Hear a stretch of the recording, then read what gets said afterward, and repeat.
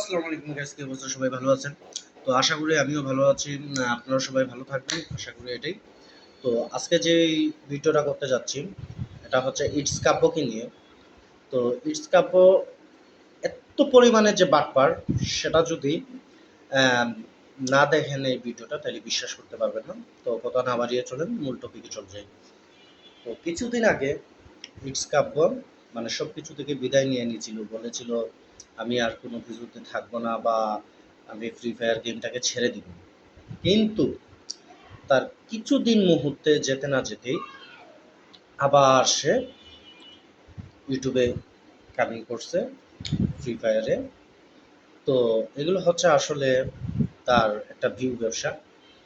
আর দ্বিতীয়ত কথা হচ্ছে, সেই জিনিসটা নিয়ে তালহা একটু কথা বলছিল। সে আবার তালহাকে বলেছিল যে ছোট ভাইয়েরা বড় ভাই, আরে ভাই তুই বড় হইলি কবে? তুই বড় ভাই হইলিটা কবে? তুই তো সেই মানে কি বলবো আসলে, অনেক কিছু গাইডলাইনের জন্য কিছু বলতে পারতেছি না। তো তুই বড় ভাইটা হইলি কোন দিক থেকে আমাকে বল।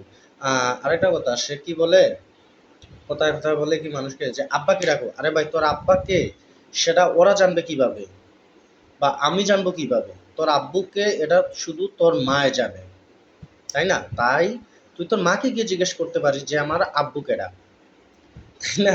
তুই তোর মাকে গিয়ে জিজ্ঞেস করবি আব্বু কেডা।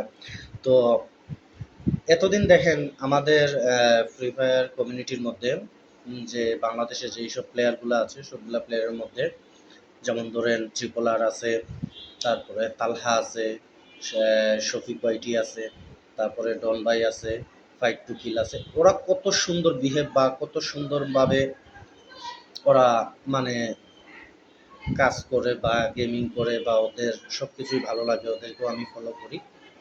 তো আমার কথা হচ্ছে, কাব্য যে কথাগুলা বলতে বললো, আসলে এটা হচ্ছে মূলত হচ্ছে ওর একটা ভিউ ধান্দার জন্য সে এটা করছে। আর দ্বিতীয়ত হচ্ছে, যখনই মানে আপনি একটা কুকুরকে হাত দিয়ে দিবেন, দেখবেন কুকুর ঘ্রাণ শুকতে শুকতে চলে আসবে। ইটস কাব্য কুকুরের থেকে কোনো অংশে কম নয়। কারণ যখনই তাকে ফ্রি ফায়ারে মানে ইনভাইট করলো, সে সাথে সাথে চলে গেছে, কুত্তার মতো চলে গেছে, কুত্তার মতো সে চলে গেছে। সেখানে গিয়ে সে মানে ভিডিও বানাচ্ছেন।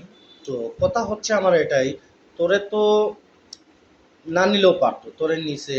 এখন আমি যেটার উপরে মানে আমি বলতে চাচ্ছি, সে কিছুদিন আগে হজ করেছে, হজ করে এসেছে, তো ভালোই ছিল।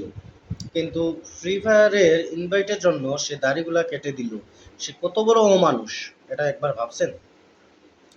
তো আমি জানি না আমার এই ভিডিওটা ওর কাছে যাবে কিনা। সে যদি মানুষের বাচ্চা হয়, অবশ্যই সে আমার কথাগুলা বুঝবে।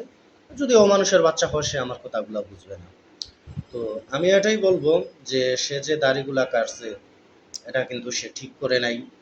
আর তাছাড়া সে সবাইকে বলে ছোট ভাই ছোট ভাই। আরে ভাই, তুই যে সবাই ছোট ভাই করস, তোর বয়স কতটুকু হয়েছে? তুই যাদের সাথে গেম প্লে করিস তারা তোর সবাই তোর সমানই হবে।